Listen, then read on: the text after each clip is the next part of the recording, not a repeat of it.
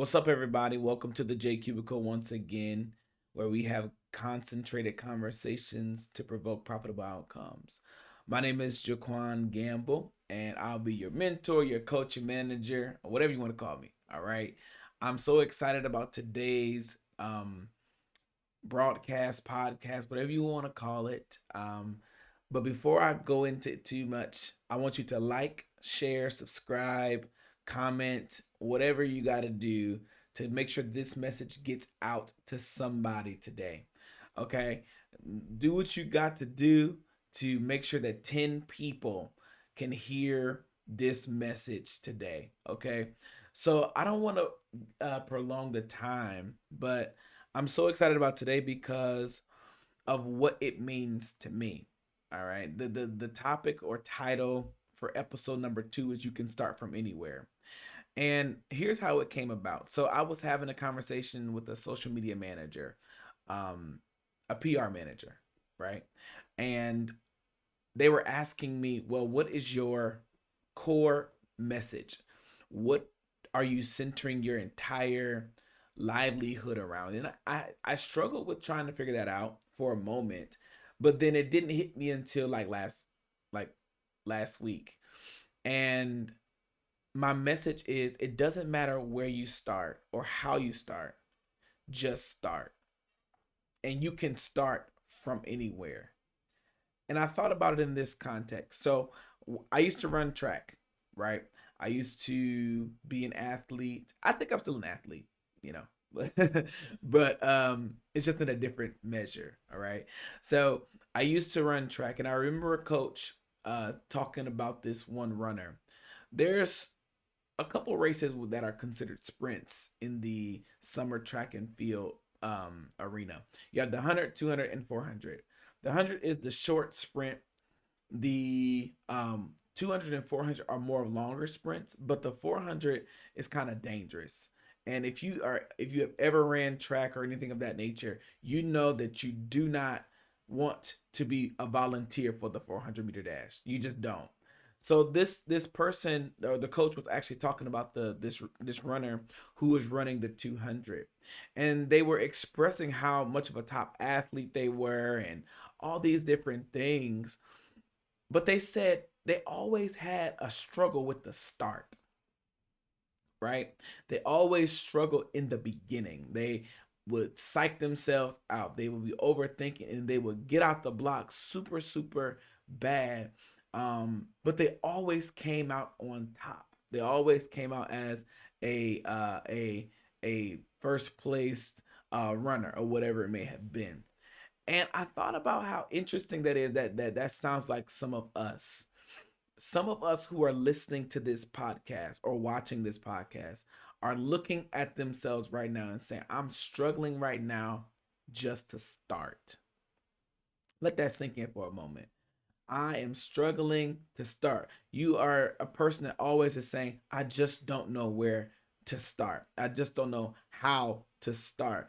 And I'm concerned because I sometimes what happens with people is they end up being disappointed with their lives because they chose not to start. And you cannot really be disappointed in what your life looks like if you chose not to do anything about it. Take a deep breath, breathe in, breathe out. I know that's a hard pill to swallow for some of you who are listening, but I found that in my life, wherever there was disappointment, there was always some form of hesitation on my end. Whenever there was some disappointment, there was always some type of thing, something that I chose not to do, or something that I did not act upon when I was supposed to. I may have missed the deadline or the timing of it. How many scholarships have you forfeited because you did not start the application? How many opportunities have you not accessed because you chose not to start? How many business clients have you missed out on because you chose not to start? And there's always this talk many people, and what I've learned about people is they struggle because they want it to be perfect. They want it to be perfect. I think I'm getting ahead of myself, but I'm gonna go here for a moment. I was talking to one of my mentees, and I was like, "Yo, whatever you do, just start it, right?" That's what the message is, right? But their concern was, I just want every I to be dotted and every T to be crossed, and I said that's not realistic because perfection is not does not come in the beginning. Perfection comes in the process. If you understand how gold is made, gold is not gold initially. It goes through a process of refinement, a process of being crushed, a process of having heat put on it, and all these different things. And after it's done with the process, then it becomes perfect. And I want to encourage you today that whatever the thing is that you have been hesitating to start because you want it to be perfect, you need to just go ahead and start, because it's not going to be perfect, and that's okay. It's not going to be, what you think it should be right now, because you don't have anybody to actually test what you are trying to do. And that's the thing that I struggle with in business and actually doing my business. I was like, well, I don't know how. I don't know where to start. But if you continue to be in wonder about the how, the when, the what, the where, the why, then you're just not going to pursue anything, right? So I just want to just confront some things that affect our ability to start today. The first thing is we're generally in our own heads. We suffer so much from analysis paralysis, right? We want every detail, and I understand people being detail oriented, and that's great. Hallelujah, congratulations. But perfectionism is a form of fear, right? And we'll get into fear in just a moment. Analysis paralysis is when you're stuck on trying to analyze every detail, every I, every T. You're trying to figure out where the period should go. And that's just not going to be effective in your productivity. If you spend so much of your time trying to perfect what you are trying to do right now, you're going to miss out on opportunities, on potential clients. People honestly don't know if you are going to mess up or not. Honestly, I was working at this company where we was on the phone, and we had a script and everything like that. And one of the coaches said, they're not going to know if you messed up unless you say it. And that hit home for me, because I'm like, wow, I'm trying to be perfect in front of people who don't know what I know, and I know I already know more than them. So there's no point in me trying to be perfect in front of them. If I make a mistake, great. That's a great opportunity for me to learn again. And a lot of times people are afraid to make mistakes, when in all actuality, your mistakes are what perfect the product, the idea, the strategy in the process, right? It don't have to be perfect. It just got to get done. Okay? It don't got to be perfect. It just got to get done. Hear me. It does not have to be perfect. It just has to get done. Stop looking at what it is not, and be grateful for what it is. I remember there was a story in the Bible about a man who was at a pool for so long trying to get not food, trying to get healed and whatnot. And when Jesus looked at the man, uh, he was and asked him, "Do you want to be made well?" The man gave him all kinds of excuses as to what he is not, or what was not available. You're looking at your lack and not looking at your opportunity. If there is somebody that is asking you a question about what you desire, and your immediate response is what you don't have, you're going to continue to live a life of poverty, because your focus is on what's not and not on what is a possibility. You need to be possibility focused, okay? You need to be type of person that looks at the potential of something, the prospective outcome of something. You need to stop looking at what is lacking, because if you're looking and focusing on that, then that's what's going to be your reality. Your reality is based upon what you're focused on. Oh, that was good. Your reality is based upon what you're focused on. So if you're focused on what you're not, and what you're lacking, and what's not happening for you, then that's what's going to be your reality. You're going to stay in the same cycles that you are in right now. Just take a deep breath. All right. So the second hindrance that I found is that people struggle with fear. They fear failing. They fear looking stupid. They fear being rejected. They fear people telling them no. They fear all kinds of different things. They fear even success. They fear what happens if I get wealthy.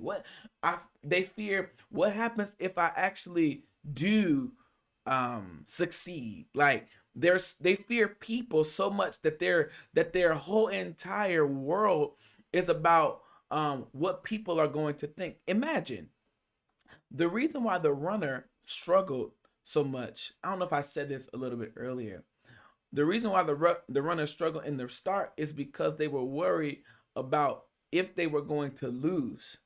They were concerned about what other people were going to think about what they did. They were so inside their heads that they struggled at the start. Huh? Listen, get out of fear.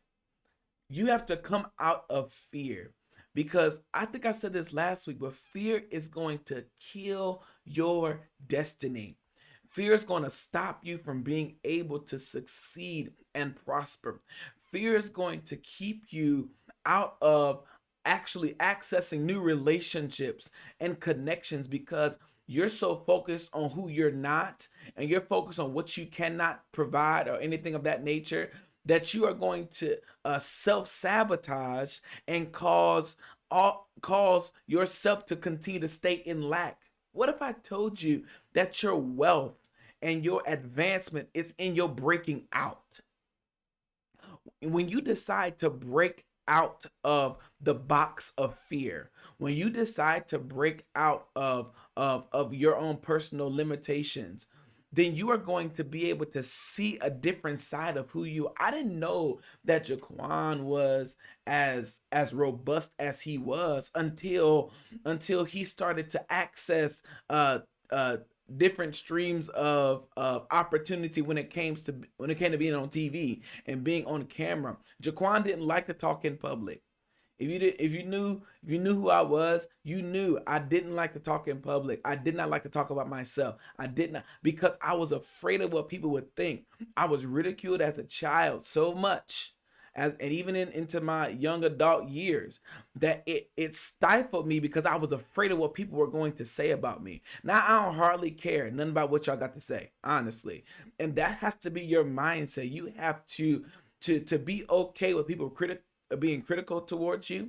You have to be okay with people not liking your product.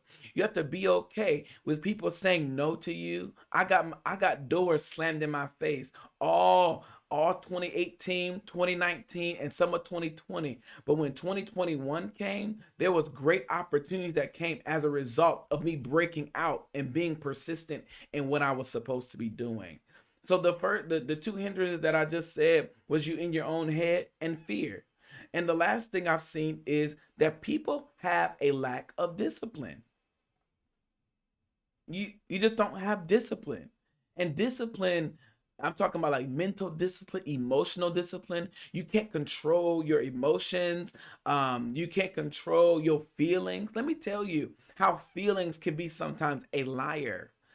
I There was a time where for an entire month I didn't feel like doing something.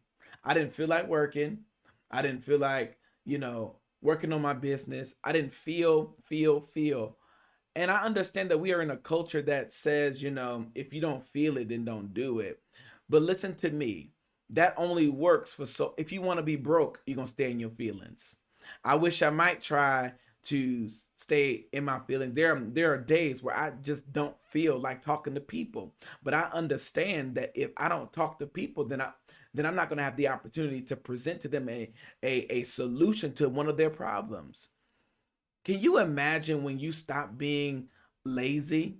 Can you imagine the life you live when you decide to be a little bit more disciplined with your time and your money and your conversations and your environment? When you decide to discipline your entire life. I was talking to one of my friends, and he was just telling me how he was just in a season of extreme discipline where he was disciplining his physical body, he was disciplining his finances. He was disciplining every area that was associated with him so that he could advance further and grow. There are some places that you just are not going to get to. Sometimes it's will over skill. Sometimes your skills are not going to pay, but your will. And that sounds funny. But your will sometimes is what will pay bills. My manager used to say, "It's you don't have to be the best." And that sounds bad in the culture that we live in. But think about it. She said, "You don't have to be the best as long as you put in the work." Hmm? There is a level of work ethic that comes as a result of a discipline. Motivation can sometimes be deceptive. I need motivated. Okay, if you need motivated now, what's going to happen 6 months from now when the same circumstances occur, when the same things happen? What's your response going to be then?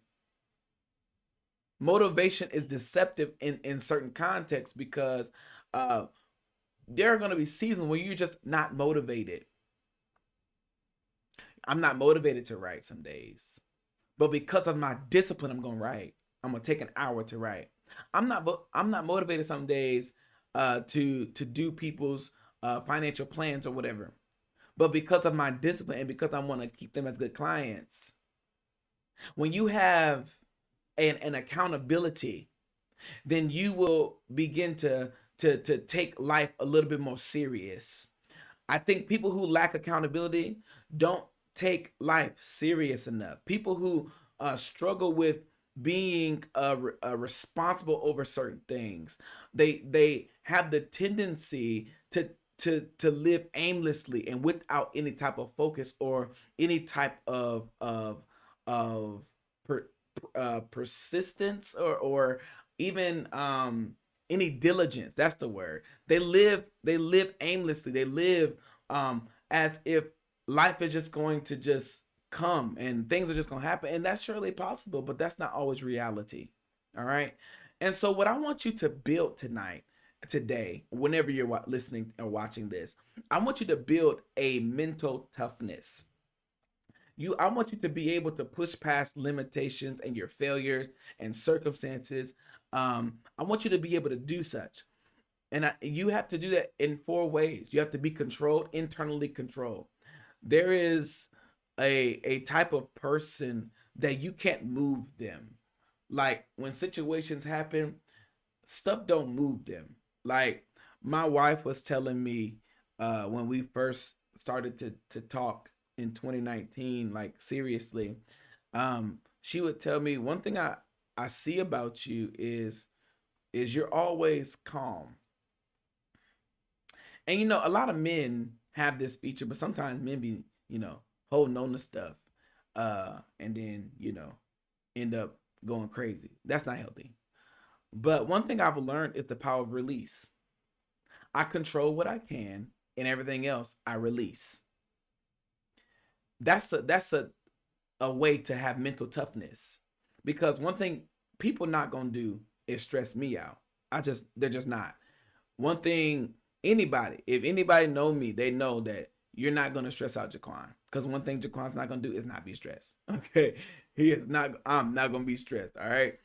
And so what I want you to understand is there is an internal peace that you have to learn how to retain, because life is going to happen. There are going to be circumstances every day. But if you learn how to remain at peace internally, then you will experience a different type of breakthrough in your life. While everybody in the world was panicking about this pandemic or whatever, there were people like me who was at peace, because even though I felt I was empathetic to everything that was going on, I still had an internal peace because I can't control what's going on all the time. I can control something that is in the environment that is killing people. I can't control that. That's not my responsibility. So you have to learn what your responsibilities are. That comes with being internally controlled. Another part of being mentally tough is being committed. Some of us have commitment issues. You can't commit to a relationship. You can't commit to a friendship. You can't commit to a job. You can't commit to one thing. And we're wondering why our lives are in disarray. It's because we have commitment issues. If I said this to, who did I say this to? I don't even remember. But I said, if you do one area one way, you're going to do all of them the same way. So if you're lazy in one area, then you're gonna be lazy in the other. It's just gonna happen in a different phase or in a different environment, right? If you are a terrible friend, you're gonna be a terrible spouse. It just doesn't work. If you are a person that is not disciplined in your health, then you're not gonna be disciplined with your money. You're not gonna, because what's gonna happen is you are gonna spend all your money on the stuff that you're not supposed to be eating. So it just trickles over into every area of your life. So part of being mentally tough is not just being internally controlled, but also committed. What I want you to do, I want to challenge you. I want you to do the same thing for 21 days straight without any excuses. I'm doing this too. I want you, if you're gonna say to yourself, I'm going to the gym every day for 21 days straight at the same time. I don't care what comes up. I don't care who got what to do. I'm going to the gym at this time every day. I'm going to save this amount of money for the next 21 days. I'm not going to go to Starbucks for 21 days. I'm not going to cuss for 21 days. If you can do that for 21 days, you can do it for a lifetime. I'm just a believer of that. There, part of being mentally tough is being confident, knowing, having a stature about yourself that says, come what may, I'm gonna be all right. It's a confidence that says, no matter what or who tries to sway me in a different direction, I'm still going to be stabilized in who I am. Okay, I know who I am. I am confident in who I am, and when I present myself to other spaces, I'm going to I'm going to show people the reality of who I really am. I'm not a different person in different spaces. We need to stop doing that. We can't be multi. I don't even know what to call it, honestly. We can't have multiple identities. We have to be stable in one. Because if you have multiple identities, that's almost a disorder, and you don't want that. All right. And you have to be able to retain challenge and maintain your challenges. Challenge comes, and what I love about challenges is it provokes a part of me that has not been developed yet. When you can grab a hold of a challenge, um, and learn through the process, and have new information and revelation and have new strategies. If you can do that, you are a different type of person, because what companies look for are people who, not just companies, but even like, if you're going to be a business owner or whatever, if you can solve a problem that's a challenge, if you can look for a challenge in a certain space and learn and then bring some type of value to it, then you are going to be one of the richest, wealthiest people in the world. Because challenge, it does two things. It either um it either will prove who you are, or cause you to shut down. And if you cannot handle challenge, you are not ready for the next level. How can you start if you cannot finish? One of the hardest races that I've ever run was the 400-meter dash. And I don't want to be embarrassed. I don't want to stop at the 300 because of what it may be. Even if I'm tired, I'm going to keep pressing. Challenges come to prove who you are. They come to reveal that nature of you that you have not really understood or you haven't tapped into yet. And so I just want you to take some time. When I first started back working out again, one of the things I realized is that I was sore. I was sore for the first like 3 days. And what I realized is that when you start something new, it's going to hurt for a little bit. But in the end, you are going to be at rest in knowing that you did everything you could to get the result that you were looking for. There's a certain body composition that I want to have. I had to start a new program. It hurt for the first couple of days. I'm in pain right now. But one thing I'm not going to do is allow the pain that I'm feeling, the soreness, it's not even pain, it's soreness. The soreness that I'm feeling to cause me to stop in my tracks. There's a difference between pain and soreness. Ooh, that's good. Pain comes. What pain is? It's a type of thing that provokes a response or reaction. What soreness is a revealer. Soreness reveals who or what's in you.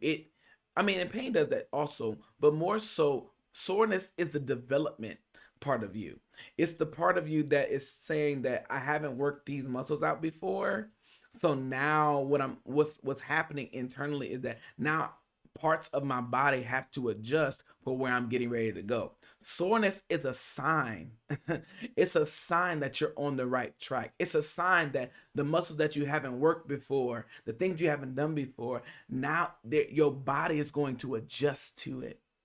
Where pain comes to hurt you, soreness comes to reveal to you that you're on the right track. Ooh-wee. So what I want you to do, in order to start, you have to first identify what you want to start. You need to be specific. If it's money, if you say, I want to start saving better in 2022, you have to say, then you have to identify that. That's what you want. And be specific. Like I said last week, be specific, measurable, attainable, achievable, relevant, time bound, all of those things. Like I said last week, have the amount. I want to save $25,000 in 2022. That's possible. Then you're gonna set a strategic plan and execute it, and then you're gonna build an accountability network. I want you to build a network of 3 levels: somebody, a mentor, a peer, and a mentee. Do that. I want you to write that down. I want you to build a network of a mentor or mentors, a peer or colleague, and then a mentee. One thing I love about certain organizations and CEOs is that they took people on them within their process and showed them the way that they went through it. That's what I love to see, is that when you learn how to be vulnerable, because when you're accountable, you're vulnerable, you're naked, you don't have anything to hide, right? And so when you're vulnerable, you now are open to, you're opening up yourself to criticisms, critiques, opportunity, but most of all, you're opening yourself up to new levels of growth and development and refinement. Um, the fourth thing I want you to do is launch out. Do it. Do what you said you're gonna do. Stop playing with it this year. Stop fiddling around with it. Because if you keep on playing with it, it's just going to just be a figment of your imagination. I think that dreams and goals without plan and execution are a waste. They are a waste. because what's the point of dreaming if you can't see them become tangible? I don't know about anybody else. You may be listening, but I don't want to keep dreaming and dreaming big and not having the actionable steps to follow up with them, with my dreams. That's a waste of time. Stop telling people to dream big uh and start telling people to press forward and to put some oomph in your steps and put some momentum behind your words. I need to see some evidence that you are really about what you about. That sounds real ghetto. But you know what I mean? Young professional, young entrepreneur, put some pep in your step. Get to work. It's time to launch out and stop playing with stuff. It's time to stop being a person that is a good talker but no execution. These are critical, concentrated conversations to provoke you to a profitable outcome. We want you to profit in everything that you do. And the last thing I want you to do is be diligent in everything that you do. Diligence has two parts. It has consistency and persistency. Consistency is doing the same thing. Persistency is doing it and doing it and doing it and doing it when there's an obstacle. Consistency is doing it. Persistency is doing it when there's an obstacle. That is the art of being diligent. Your diligence is what's going to cause you to see different opportunities open up to you. One thing that the Lord spoke to me when I went into entrepreneurship, He said, what's going to make you successful in this is if you remain diligent. Wealth is laid up for the diligent. Opportunities are laid up for the diligent. Breakthroughs are laid up for the diligent.